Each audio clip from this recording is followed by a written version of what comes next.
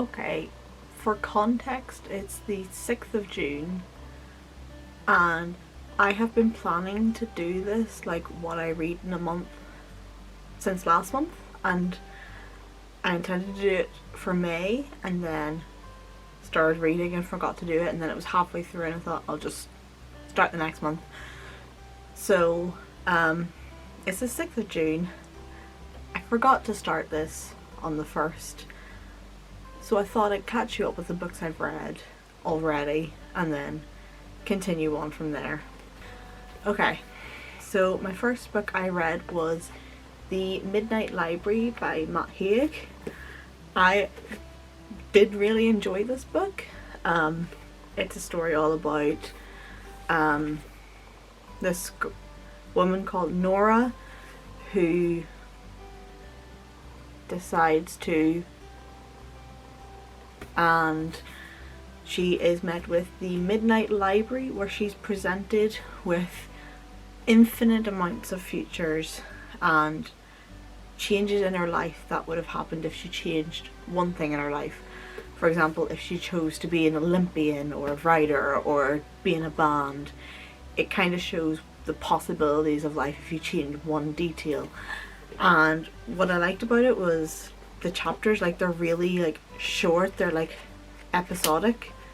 So I really enjoyed that because it meant I read through it a lot faster. And I got it honestly because it was like really hyped and I needed to add some books to get free shipping on a book order. So picked it up, glad I did. Next up, I've kind of been going through a Steve Kavanagh kick because I read his book a couple of months ago, his book called 13, which is about like murder, obviously. It's me, like, are we surprised I like murder books? And I really like his writing style. A minute, I'm just going to read his blurb. Steve Kavanagh was born and raised in Belfast before leaving for Dublin at the age of 18 to study law. He currently practices civil rights law and has been involved in several high-profile cases. And he like has done things for like Northern Irish history and all. I didn't know that until I'd read like a third book by him.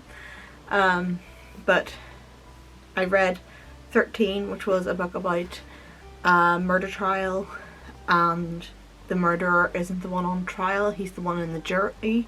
What I like about Steve Kavanagh is how he writes.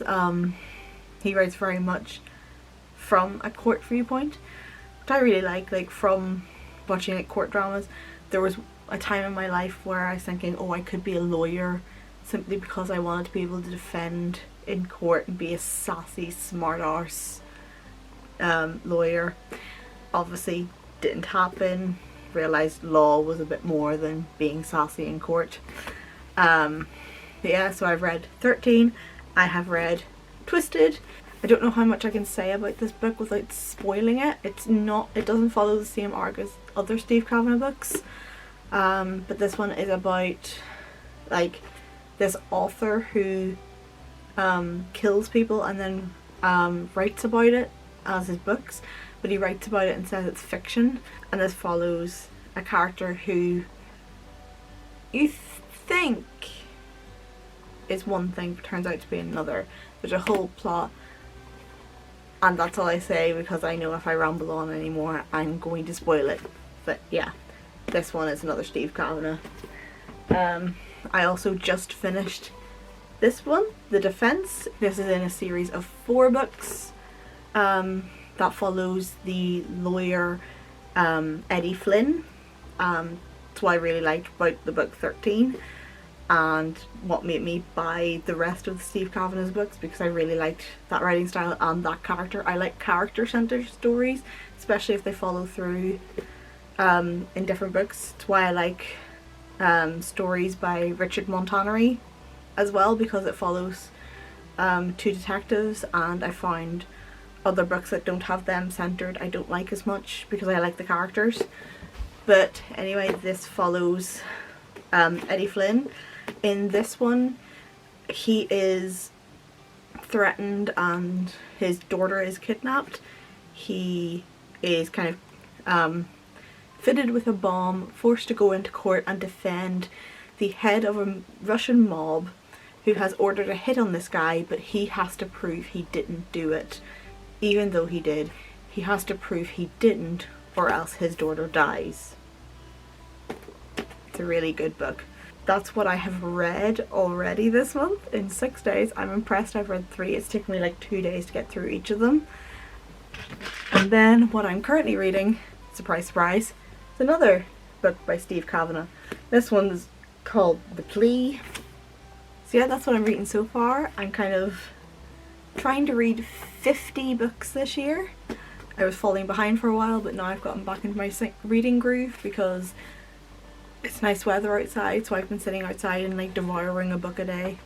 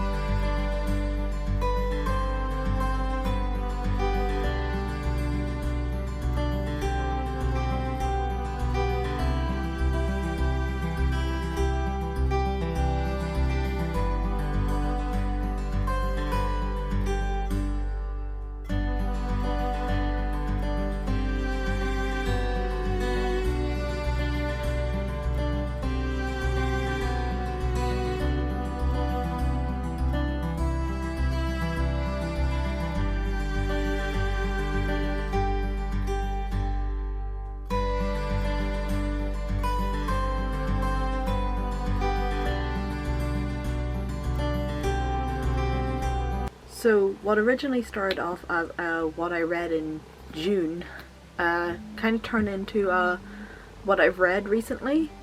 Bear in mind I was in rehearsals for a musical for the entire summer, so I did like start reading really well, and then it kind of trailed off because I started rehearsals and then didn't have time between my job and rehearsals, so it definitely trailed off.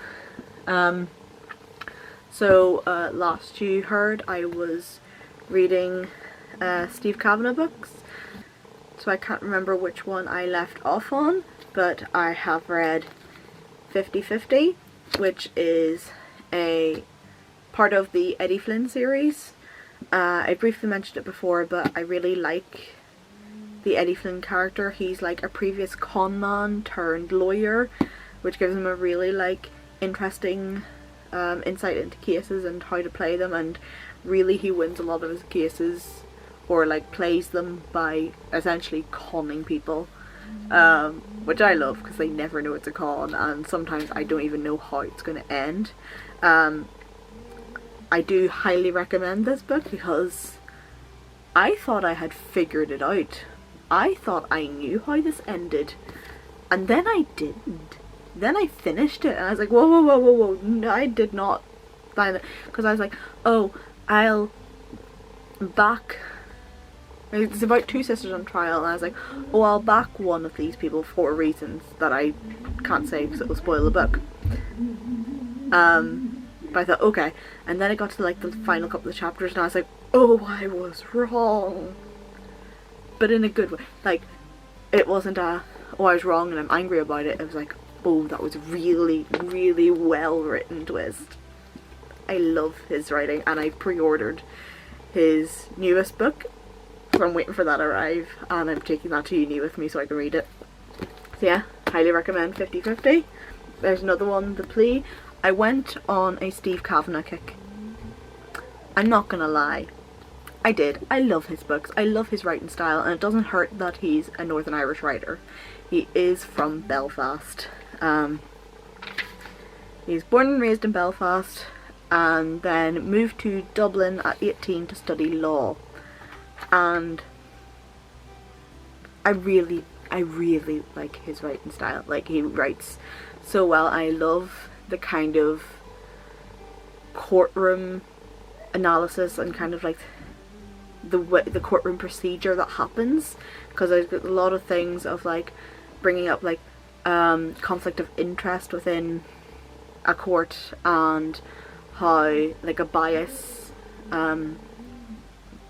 and how like something in, like, say, a judge's past could bias a trial, and just the whole way a court works. And I really enjoy that, and I like that he does have a law background, because he does play to his strengths and write about what he does kind of know. Like, I don't know if he can really talk about being a con man, because as far as I know he wasn't a con man, but he writes really well. They do good action scenes in these books as well. Like, there is usually a climactic moment where there is some sort of like fight or like shootout, and I love it.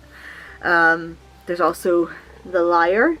It's a book about how this man's daughter is kidnapped and presumed dead, and he does something illegal to get her back, but there's a whole like mafia mob conspiracy, and it's kind of like a race against time to try and get her back alive, and I will not spoil the book for you. It's really hard to talk about these books because like different plot points do lead up to the actual end, and I don't want to spoil books for you, so I'm talking about them so generally. But anything of Steve Kavanagh's, I highly recommend. They always get 5 stars from me because they're so well written, and I'm aware I'm geeking out over books, but welcome to another aspect of my personality you get to learn about. I also read The Flat Share by Beth O'Leary. I first picked this up because, I'm not gonna lie, I saw that Carrie Hope Fletcher did the audiobook for this. I'm not really good with audiobooks because like my brain just kind of starts drifting and then I like zone back in and I've missed half of it. So I can't really listen to audiobooks. Even podcasts, like I put them on while I'm doing something. Like if I want to listen to a podcast, I have to be doing nothing else and just solely focus on the podcast. So I usually just like stick them on in the background and just like let it happen, and then I'm like, if I miss it, I miss it. But I did pick this one up. I usually don't read books that have a romance subplot because romance, that makes me seem really cynical. I don't hate romance, I just think it's usually written in a really cringy way, and I don't like reading cringy romance. That's why I usually stay away from it and go for like murder books or law books. But I did pick this up just try something new. It's about these two characters called Tiffy and Leon, and Tiffy answers a Craigslist ad about a flat share where Leon is a nurse who works during the nights and comes back during the days, and is looking for someone who will be away during the day and use the bed at night and the flat at night. And Tiffy is getting out of a abusive relationship and answers this ad and moves in. They both share the bed, but they don't share it at the same time, and they communicate through post-its, which is really cute. And I want a romance where someone communicates with me with post-it notes, because that seems adorable.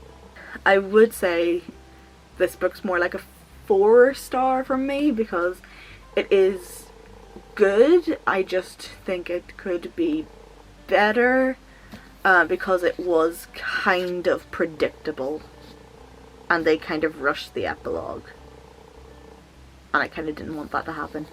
And last but not least, I did read A Song of Achilles by Madeline Miller. I love this because growing up I really loved Percy Jackson's series. I still haven't finished that series because he keeps bringing out books, and I kind of stopped reading them and went to uni, and then he put out more books in that time, and then I was broke and couldn't, buy more books and ran out of shelf space. And now that doesn't stop me because I very much ran out of shelf space, but I'm still buying books. But I loved the Percy Jackson series growing up, and it started a love of Greek mythology. So when I kind of had this recommended to me by a friend, and I was like, yoink, that is going to go on my to be read pile.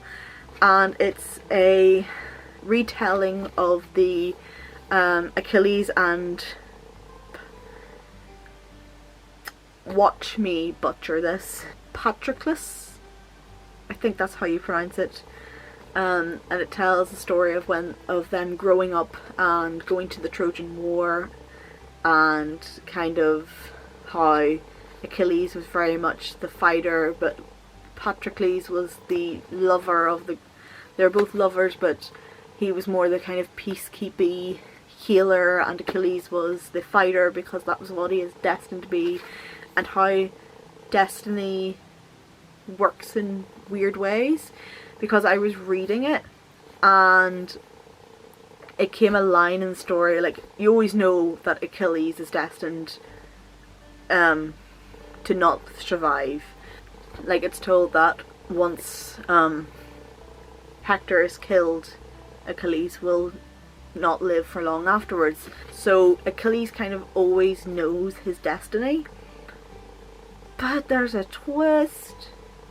And, like, you know the kind of feeling of, like, dawning horror and, like, unease that you get when you read something and you put the pieces together in your brain and you're like, that means that, and you realise what would make Achilles hit his breaking point, because he always says, Hector has done nothing to me, and then suddenly Hector does something to him, and Hector can't live after that, which sets in motion the events that leads to Achilles also dying.